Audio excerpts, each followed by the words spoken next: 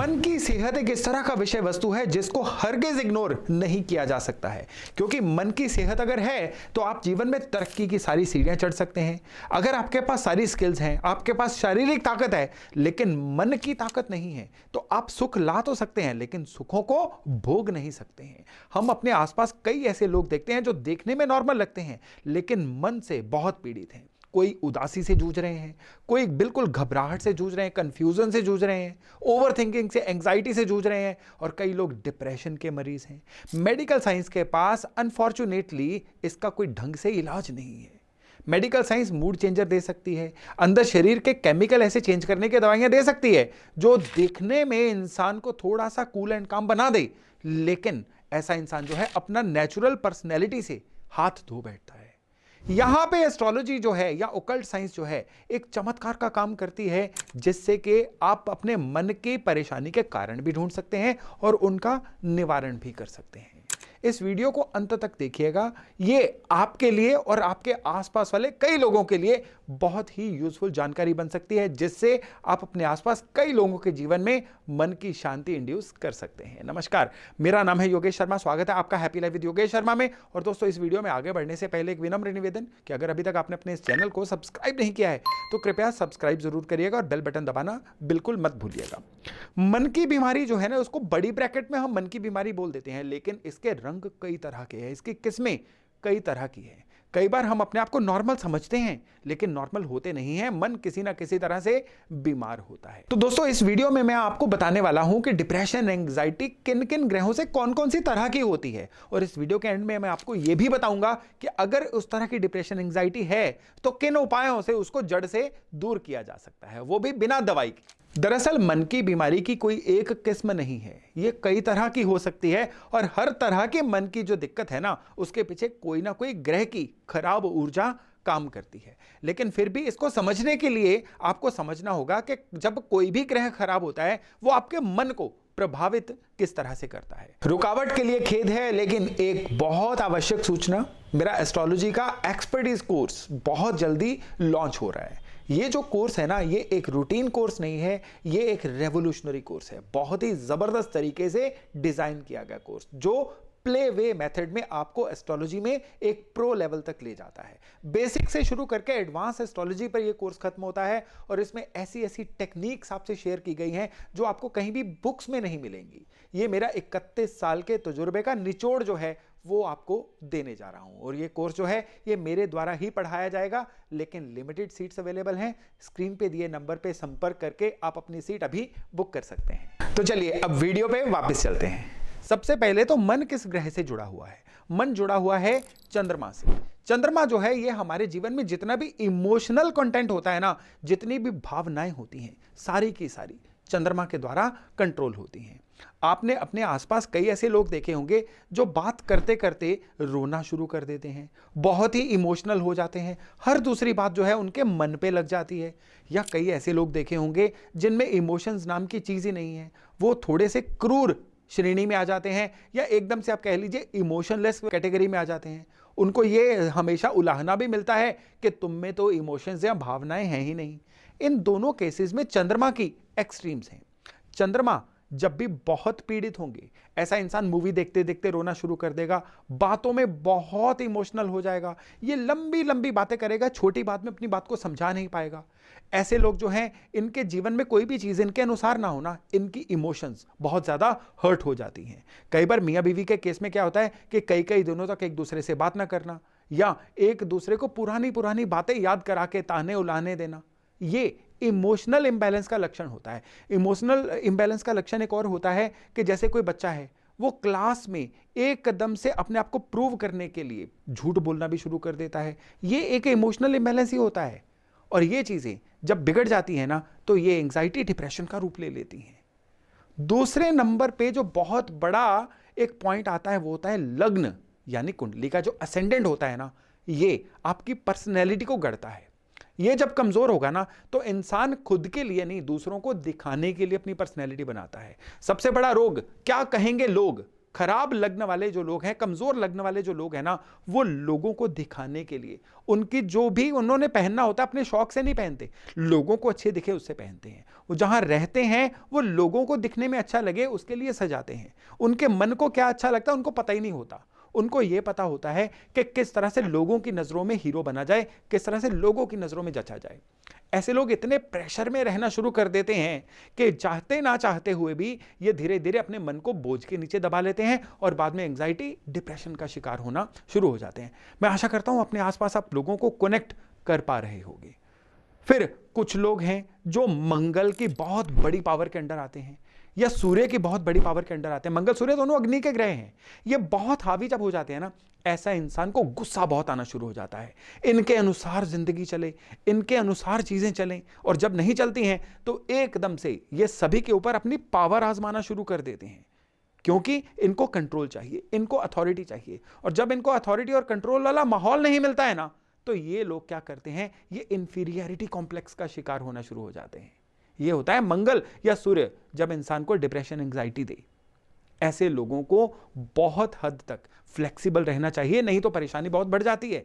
अब अगर बृहस्पति की बात करें, मेरी बात को अंडरलाइन कर लीजिएगा, बृहस्पति बहुत बड़ा कारक होते हैं किसी के भी जीवन में एंजाइटी, डिप्रेशन लाने के लिए या उसको भगाने के लिए। कैसे? बृहस्पति दरअसल आपका फेथ सिस्टम है। जब ये कमजोर होते हैं ना, इंसान को आने वाले दिनों से कोई उम्मीद, कोई आस ही नहीं रहती। ऐसे लोग जो अंदर से टूट जाते हैं कि मेरा फ्यूचर ही क्या है। ऐसे लोग अंदर से टूट जाते हैं कि मेरा कोई सहारा नहीं है, मुझे कहीं से कोई भी जीवन में मदद नहीं मिल पाएगी। मदद चाहे मिलनी भी हो, ये खराब बृहस्पति उनके अंदर मैसेज ये भिजवाते हैं कि तुम्हारा कोई आसरा नहीं है, तुम्हें कहीं से कोई मदद मिल ही नहीं सकती। और ऐसे लोग फिर एक बहुत ही ज्यादा आधारहीन जिंदगी अपनी बना के डिप्रेशन का, एंजाइटी का शिकार हो जाते हैं। शनि जब भी ऑपरेट करते हैं ना, ये इंसान को स्कार्सिटी, चीजों की कमी के बारे में चिंतित करते हैं। ऐसे कल क्या होगा, कल को गुजारा कैसे होगा, करेंगे तो क्या करेंगे, जाएंगे तो कहां जाएंगे, ये सारी चीजें जो हैं शनि जब खराब होते हैं वो देते हैं। राहु जब खराब होते हैं तो ऐसा इंसान भ्रम की स्थिति में फंस जाता है। जो नहीं भी होता है ना, वो रस्सी को भी सांप समझ लेते हैं, अपने आसपास अपने खुद ही सोच के ऐसा कोई ना कोई जाल बुन लेते हैं कि खुद ही उसमें फंस के रह जाते हैं। और जब केतु खराब होते हैं ना, तो ऐसा इंसान डिटैच हो जाता है। ऐसा इंसान जो है उसको किसी भी चीज में इंटरेस्ट नहीं रहता, किसी भी चीज में अनुरक्ति नहीं रहती। ऐसे लोग परिवार में रहते हुए परिवार से अलग रहते हैं एकदम से। कई लोग तो बहुत एक्सट्रीम में पहुंच के सन्यासी तक बन जाते हैं। ये भी डिप्रेशन, एंजाइटी की एक फॉर्म भी बन जाती है जब केतु अनकंट्रोल्ड हो जाए। और फिर बारी आती है बुध की। बुध जो है ये जब खराब होता है ना, ये बुद्धि को खराब करता है। ऐसा इंसान सही गलत फैसले नहीं ले सकता है, और गलत फैसलों की वजह से यह इंसान अपने जीवन में इतना लो चला जाता है कि डिप्रेशन, एंजाइटी का शिकार हो जाता है।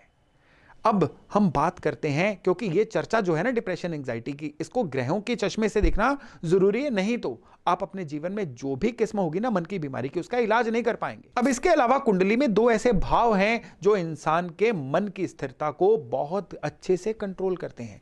पहले है चौथा भाव, जो इंसान के इमोशनल बैलेंस का भाव है। कोई जितना इमोशनली स्ट्रांग होगा ना, उतना जीवन में मानसिक तौर पर स्थिर रहेगा। और दूसरा है अष्टम भाव। जो अष्टम भाव है ना, ये पीड़ा का भाव है। जीवन है तो पीड़ा तो आएगी, जीवन है तो मुश्किलें आएंगी, लेकिन अष्टम भाव की ताकत बताएगी कि कोई इंसान जीवन में होने वाले बदलावों को कितना कॉप अप कर पाएगा, कितना उनको झेल पाएगा।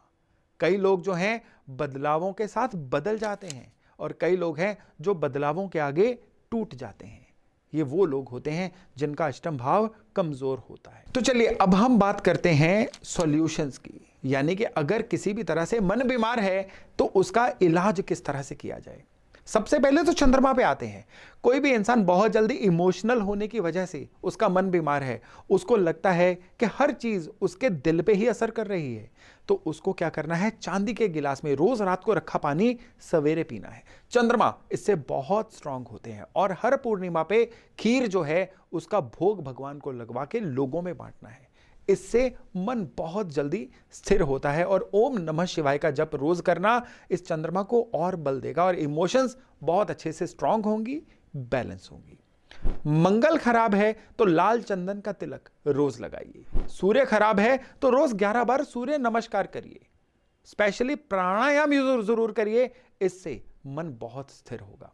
सूर्य और मंगल की बीमारी कैसे होती है आपको मैंने इसी वीडियो के शुरू में बता दिया था।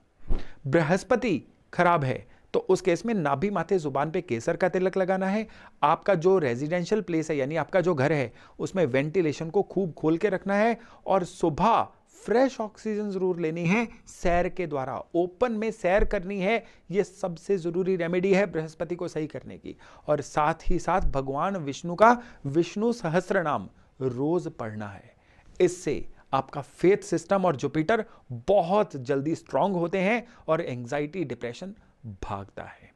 अगर शनि खराब है तो आपको 11 शनिवार प्रतिवर्ष काल भैरव मंदिर में दूध अर्पण करके आना है और स्पेशली रोजाना हनुमान चालीसा रोज पढ़ना है और एक लोहे का बिना जोड़ का छल्ला राइट हैंड की मध्यमा में पहन के रखना है।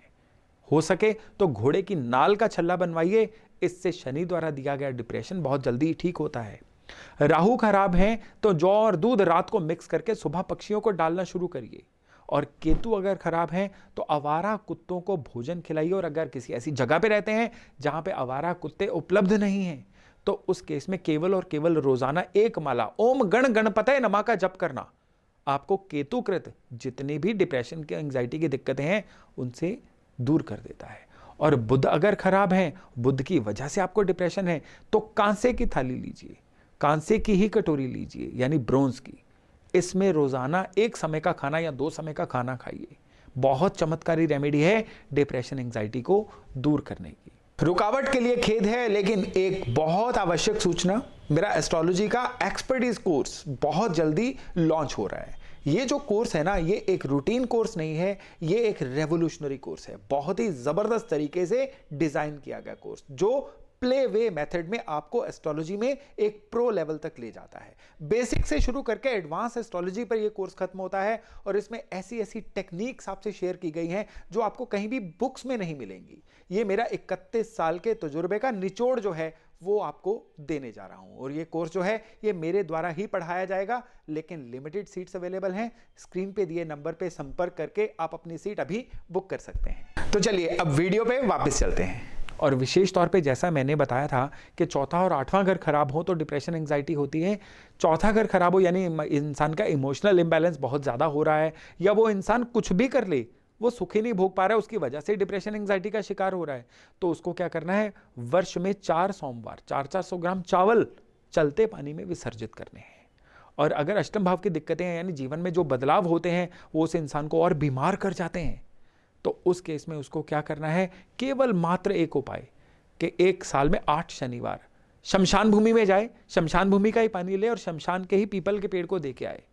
दिखने में साधारण लेकिन ये असल में असाधारण रेमेडी है जो डिप्रेशन एंजाइटी को जड़ से दूर करती है। और विशेष तौर पे कहने की जरूरत नहीं है कि जो भी डिप्रेशन एंजाइटी से जूझ रहे हैं उनको चांदी की चेन में एक चौकोर चांदी का टुकड़ा हमेशा अपने गले में पहन के रखना चाहिए। इससे एंग्जाइटी के लिए आप जो भी काम करेंगे वो आपके लिए फल लाएगा, यानी एंग्जाइटी को दूर करने के लिए जो भी उपाय होगा वो आपके लिए असर करेगा। तो दोस्तों ये थी मेरी एक छोटी सी कोशिश आपको बताने की कि एंग्जाइटी डिप्रेशन किस तरह के होते हैं और उनका इलाज किस तरह से किया जाता है। अगर आपको लगता है कि आपके आसपास कोई आपके ऐसे सज्जन मित्र हैं जिनको ये दिक्कत है तो इस वीडियो को उनसे शेयर करना मत भूलिएगा। तो चलिए आज मैं वाणी को विराम देता हूं और वायदा करता हूं बहुत जल्द एक नए टॉपिक नए विषय के साथ मिलने का। तब तक अपना खूब ध्यान रखिएगा। नमस्कार।